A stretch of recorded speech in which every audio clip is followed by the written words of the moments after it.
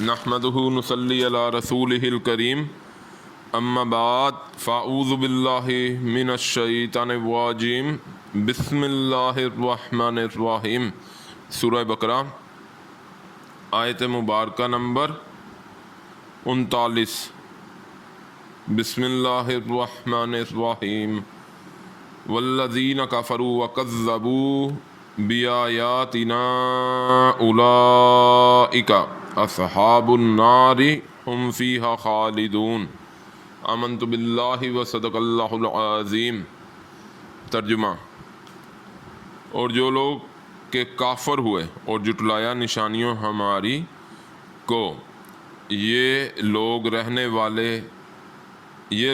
والے ہیں آگ کے، اور وہ بیچ اس کے ہمیش رہیں گے۔ اللہم اجرنا من النار، اعوذ باللہ من الشیطان الرجیم۔ اب اس سورہ مبارکہ میں الحمدللہ جس مقام پر ہم پہنچے ہیں، یہ چوتھا رکوع اس کی آخری آیت مبارکہ ہے۔ ویسے تو رکوعوں کی تقسیم نبی صلی اللہ علیہ وسلم کے دور کی نہیں ہے، بات کی ہے، لیکن نصابی حساب سے اس میں کافی خوبصورتی نظر آتی ہے، اور علماء کرام اس کی تقسیم کو پسند کرتے ہیں، جو کہ پاروں کی شکل میں وہ بتاتے ہیں کہ اس طرح کی نہیں ہے۔ بہرحال موضوع نہیں، میں مختصر یہی کہ رکوع کا حوالہ دیتا رہتا ہوں، اس وجہ سے کوئی لوگ کے جائیں عرب میں اگر، تو وہاں رکوع یا پاروں کی تقسیم نہیں، تو کئی لوگ یعنی کہ کوئی غلط فہمی نہ ذہن میں پیدا ہو جائے۔ قرآن لفظاً محفوظ ہے، متن سے محفوظ ہے، باقی یہ رکوع کی اور پاروں کی تقسیم آپ کہیں جائیں تو آپ کو نہ ملے، آپ لفظوں کی طرف غور رکھیں۔ بہرحال مضامین ہر کوئی اپنے حساب سے، آپ کوئی نشان لگا لیں قرآن پہ، وہ آپ کے قرآن کے اوپر اپنا لگا ہوا ہے، دوسرے کو کوئی ضرورت نہیں اس نشان کی۔ اسی طرح آپ کہیں جائیں گے، کہیں بھی چلے جائیں تو لفظوں کی اہمیت ہے۔ بہرحال یہ میں چاہتا تھا کہ علم میں چھوٹی سی بات ہے رکوع کی کہ وہ بھی رہے۔ تو آیت مبارکہ جو آ رہی ہے اس رکوع مبارک اینڈ میں، وہ فیصلہ کن ہے۔ اب جو لوگ کہ جن کے دل میں کجی کمی یا جو بھی وہ کسی قسم کی گمراہی میں ہو، اس آیت سے انہیں اپنے قبلے درست کر لینے چاہیے، اور جو لوگ کہ کافر ہوئے اور جھٹلایا نشانیوں ہماری کو۔ کفر مطلب انکار کر دینا۔ آپ نے نماز نہیں پڑھی، آپ نے اللہ کے حکم کا انکار کیا، فرض نماز کی معافی نہیں، انکار کیا، تو اب واپس ہو گئے اللہ کی طرف، انکار کفر۔ تو لیکن اس میں آپ ایک انسان وہ جو بھول گیا، سویا رہا، اٹھ کے اس نے قضا کر کے پڑھ لی، ایک وہ جسے جاگ آئی اور اس نے نہ پڑھی، دونوں میں فرق ہوگا بہت۔ تو اسی طرح جو سابقہ امت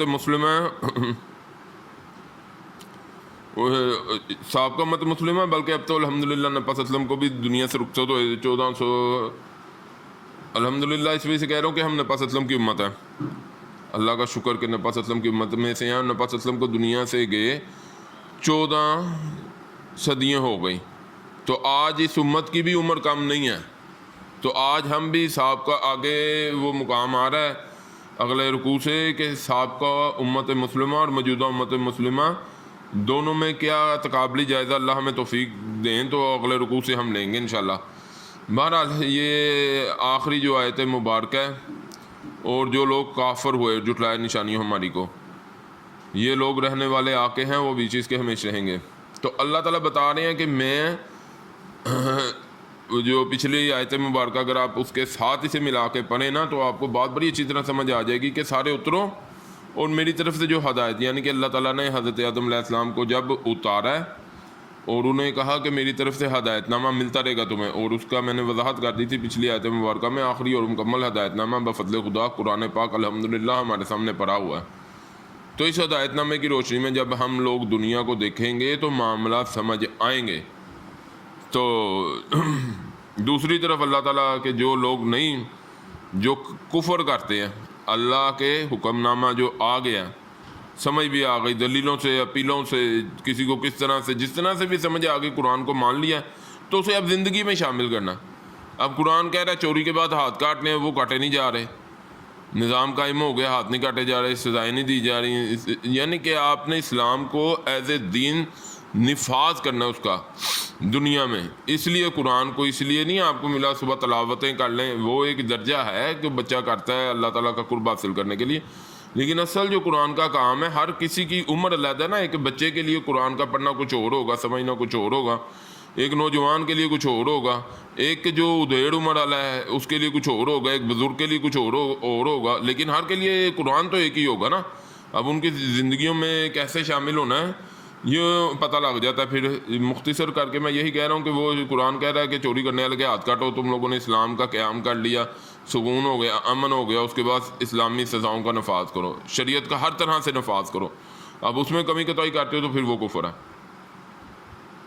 تو بہرحال یہ اینڈ والی آیت ہے، اور میں اس وجہ سے ذرا زور دے کے کہ جون سے پہلو ذہن میں آ رہے ہیں بفضل خدا اس اینگل سے دیکھ کے کہ پہلے جو 1,24,000 پیغمبر الحمدللہ نبوت کا دروازہ بند ہو چکا. آج انسان اگر بیٹھ کر دیکھے تو ہم نے کون کون سی ضلالت کمائی، کسی درجے میں اسے سمجھ لازمی آ جائے گی. نتیجہ کیا نکالے گا؟ خود گمراہیوں سے باز آئے گا اور نیکی کی طرف جانے کے لیے کمر بستہ ہوگا. تو اس آیت مبارکہ میں بھی وہی کہا جا رہا ہے جو لوگ کافر ہوئے جھٹلایا نشانیوں ہماری کو، یعنی کہ ساری پیچھے تمہیدیں باندھ کے رکوع کے اینڈ میں اگر آپ غور کریں تو اللہ تعالیٰ اب فیصلہ کن بات کر رہے ہیں کہ ساری باتیں سمجھا دیں، ہدایت نامے کے لیے بتا دیا، آسمان سے میرا ہدایت نامہ آتا رہے گا اور اس کی روشنی میں دنیا کے فیصلے کرتے رہنا، نہیں تو پھر کافر ہو. اور جھٹلا دیا ہماری نشانی کو. یہ لوگ رہنے والے آگ کے ہیں اور وہ بھی چیز کے ہمیش رہیں گے.